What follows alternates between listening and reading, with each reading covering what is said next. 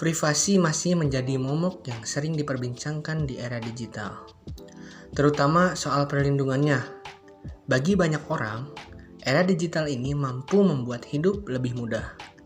Dengan adanya media sosial, orang mampu berkomunikasi dengan lebih mudah. Dengan adanya mesin pencari, orang mampu mencari informasi dengan lebih mudah. Namun, apakah era digital hanya membawa kemudahan bagi para penggunanya? Tentu tidak. Era digital pun memberi tantangan baru bagi para pengguna teknologi, apalagi dalam hal privasi. Lantas, apa itu privasi?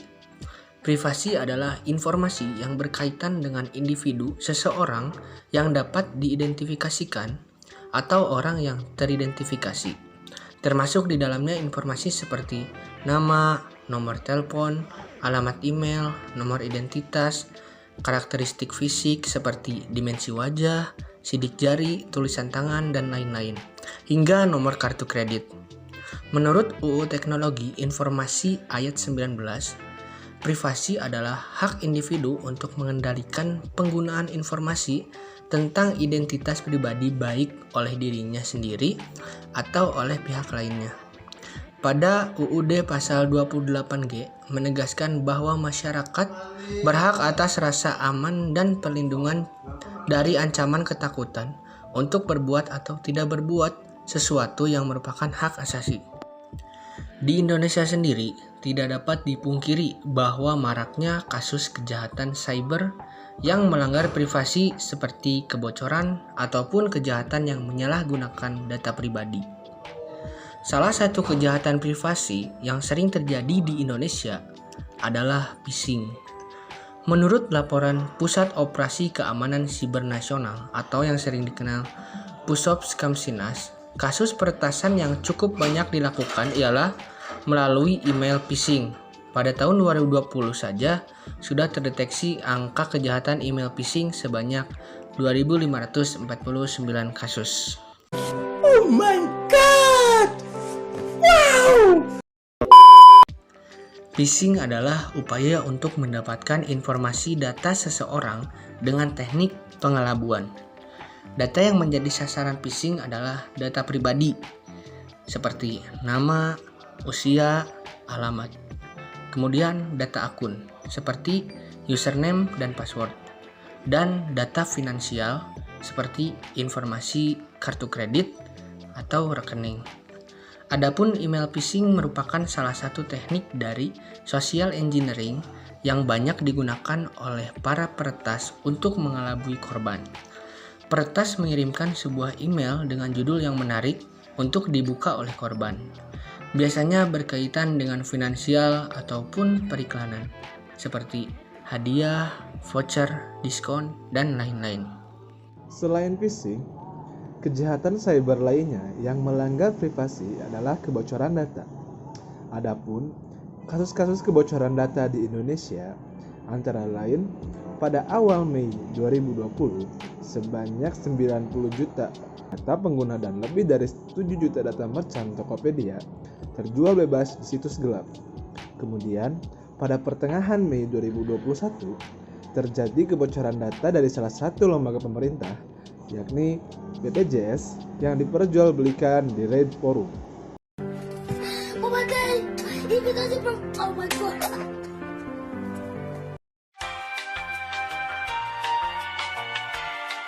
Lantas, tindakan apa yang sepatutnya kita lakukan agar kita sebagai pengguna teknologi dapat mencegah dan meminimalisir kejahatan cyber yang melanggar hak privasi? Berikut kami lampirkan tips dan triks untuk mencegah dan meningkatkan keamanan data privasi secara online. Let me show you how the boss does it. Yang pertama, periksa pengaturan privasi di jaring sosial. Disarankan untuk selalu memeriksa pengaturan privasi Anda, bisa dengan membagi informasi mana saja yang dapat dibagikan kepada orang asing dan untuk teman, atau bahkan tidak ada orang selain Anda. Yang kedua, jangan menggunakan penyimpanan umum untuk informasi pribadi. Jangan menggunakan layanan online yang dimaksudkan untuk menyimpan informasi pribadi. Misalnya, Google Dokumen bukanlah tempat yang ideal untuk menyimpan daftar kata sandi, dan Dropbox bukan tempat terbaik untuk memindai paspor Anda kecuali disimpan dalam arsip transkripsi. Ketiga, hindari pelacakan. Browser akan mengungkapkan banyak hal hingga riwayat selancar Anda bagi kalian menggunakan informasi tersebut untuk melacak dan menargetkan Anda dengan iklan. Anda perlu menggunakan tools khusus seperti Kaspersky Internet Security untuk menghindari pelacakan internet. Yang keempat, simpan alamat email utama dan nomor ponsel Anda secara pribadi. Apabila Anda harus membagikan informasi ini untuk layanan internet dan toko online, jangan membagikannya kepada orang-orang asing secara acak di jejaring sosial. Selalu pertimbangkan untuk membuat alamat email terpisah sekali pakai dan jika mungkin nomor telepon terpisah untuk jenis kasus-kasus seperti ini. Buat akun email tambahan dan membeli kartu SIM tambahan untuk dapat digunakan berbelanja online dan situasi lain yang mengharuskan Anda berbagi data dengan orang asing. Tips yang kelima, menggunakan aplikasi chatting dengan enkripsi end-to-end. Pilihlah aplikasi chatting yang sudah mendukung enkripsi end-to-end. Karena dengan cara tersebut, penyedia layanan chatting bahkan tidak dapat melihat percakapan Anda. Lalu yang keenam, amankan ponsel dan komputer Anda dengan kata sandi. Komputer dan ponsel memiliki banyak data yang lebih baik untuk dirahasiakan. Jadi, lindungilah dengan kata sandi yang kuat.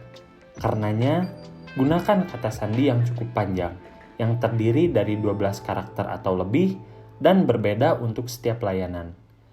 Yang ketujuh, nonaktifkan pemberitahuan layar kunci atau lock screen notification. Anda telah melindungi ponsel Anda dengan kata sandi yang panjang dan aman, tetapi Anda membiarkan pemberitahuan di layar kunci muncul begitu saja, maka hal itu sangat beresiko. Dengan hal tersebut, sekarang setiap orang bisa saja melihat dan mengetahui urusan Anda.